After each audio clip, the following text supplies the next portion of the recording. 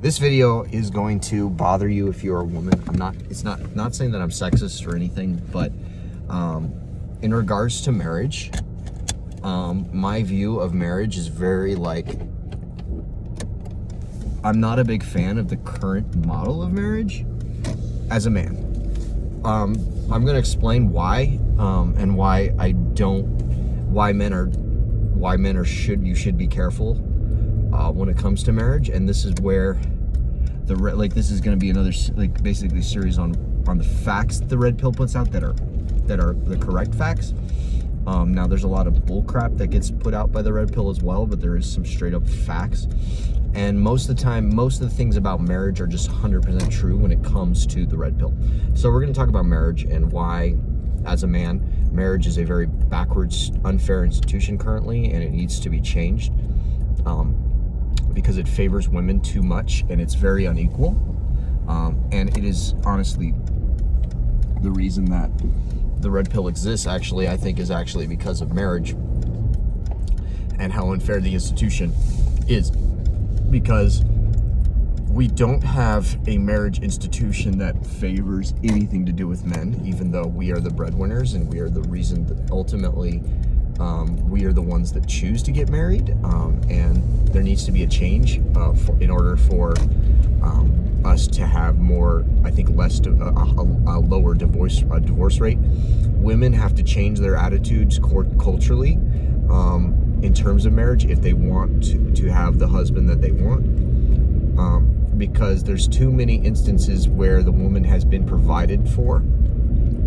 There's too many instances where the woman has all her needs met, more than her needs met at times, where the man is, in my opinion, obviously the institution is just broken and completely devoid of any empathy towards men.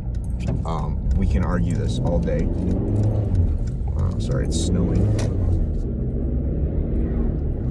But yeah, I'm in the snow, so I'm driving in the snow, so it's like ice skating a little bit. So we're sliding a little bit. But truth is, guys, about marriage is that women do decide who we can sleep with, but that is not very important.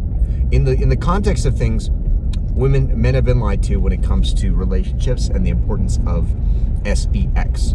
We don't really need sex that much, but we do need it for reproduction purposes only. In my opinion, we need to go back towards the old way of doing things where sex was a form of reproduction that entails more masculine focused marriages that favor the man more, again, because the institutions that are perpetrating these divorce rates, the system has become more about divorcing and not having happy relationships, which is an incredibly backwards way of thinking if you think about it.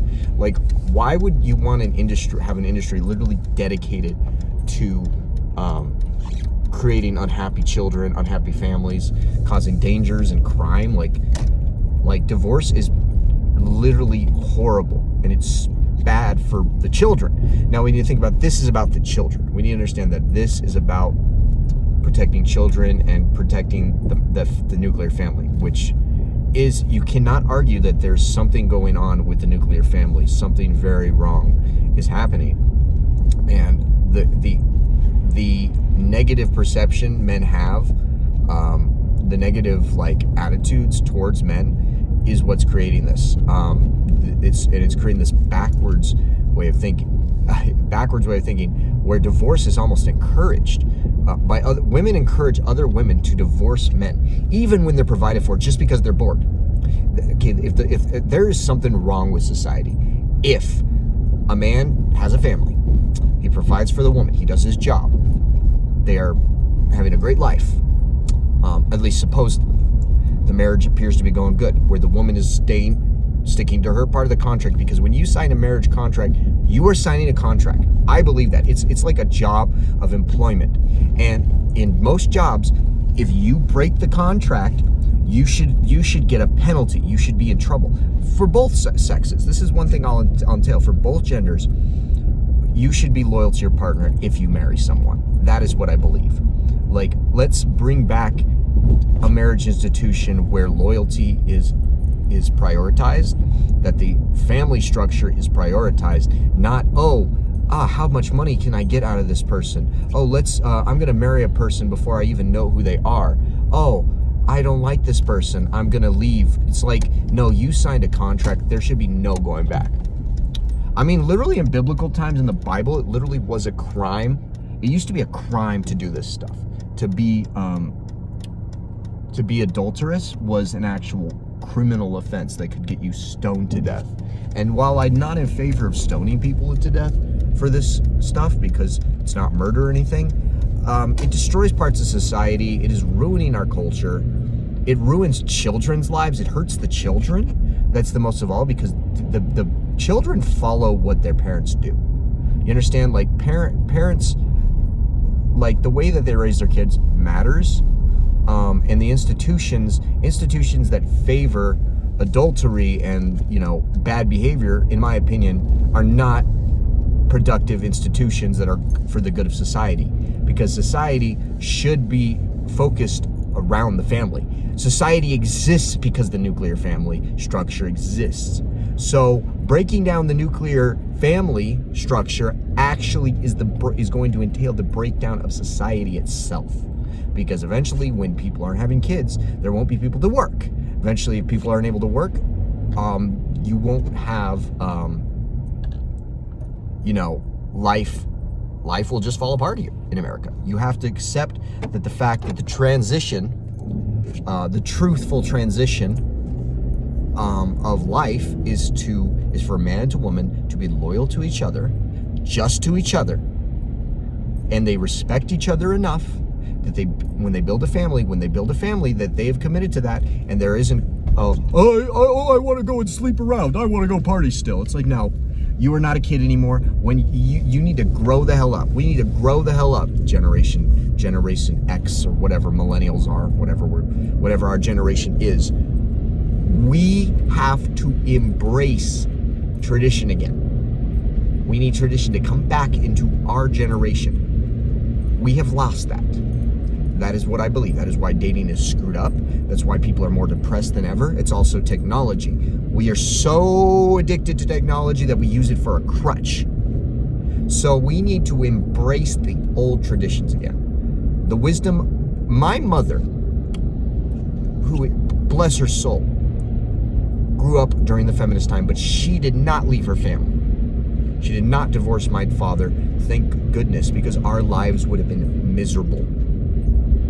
If she had done that, she would have ruined our lives. Now, we would have been okay. We would have been able to piece together. But there's a difference between, like, for instance, my mother's sister, she never got married, and she didn't, the family bond, their family bond is broken because the father's in one place, the mother's in this place, and they live in this really toxic. So they are really toxic people. I'm not here to hate on them, but they are really toxic and mean people. And that is because their family structure is broken. Family structures create good people.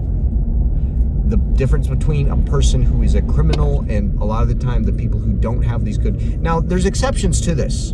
We need to see, but if this is going to be the norm, if people are going to, if the divorce rate keeps increasing, there's going to be more crime, more misery, more societal depression, and less productive citizens, because people, and more loneliness, and more incels, and all these things that we don't want in the modern world. Because if you look at it in traditional societies, none of this is happening in places that are more traditional, like these in Islamic societies, the more religious societies that have their structures together, which we don't have anymore in the West. None of these miserable things are happening. So, guys, we need to return. We need to figure out what is our, we need to get rid of hookup culture. Children need to be taught the right things in regards to life, and they need father figures, and they need the mother and father there, flat out. I disagree with this whole, I'm an independent woman, I'm an independent man, I'm a big towel, I don't need to have a wife, I don't need to have children. You're gonna be depressed. A lot of us are gonna, if we think this way, we're gonna be depressed and lonely for the rest of our lives. I do not want that for myself. I want to have kids. I want to have a family. That is my goal. I know that's not, this is literally what is being discouraged, and it's disgusting. It's wrong. Wouldn't you want to have a legacy, a future? Like, hooking up, oh, I want to hook up and party all the time and drink alcohol. Fuck that. Fuck the bullshit narrative of degeneracy. You're never going to be happy. Maybe when you're younger, when you're 20 years old, but in my opinion, none of it is really good. The college life should not continue past 21 or past whatever, 24, whenever you get out of college or whatever. You know, it should be a fun life for a period when you're in your younger years, but there should be a point where you move the hell on. If you're 30 or 40 years old and you're still going to bars, you are the problem. And you haven't figured out your life. This is a call out to women, because this is why the trend is. Because men follow where the women go. And women partying all the time, you being told to party, you will never be happy with that. Sitting on the carousel all day, you're not going to be happy. That the reason that a lot of these channels exist, the Red Pill, is because you have created this, women. It's not that you're to the blame, it's but that you subconsciously, men do what you want, right? Men are more likely to follow what women do. So if women are partying and being all materialistic and being hedonistic when they're 40 years old, like, come on, there's a point where it's like, you need, like, in societies that force marriage, like where marriage is like a thing, where the tradition is embraced, we don't see this bullshit happening. You don't see this. You just don't. So anyway, peace.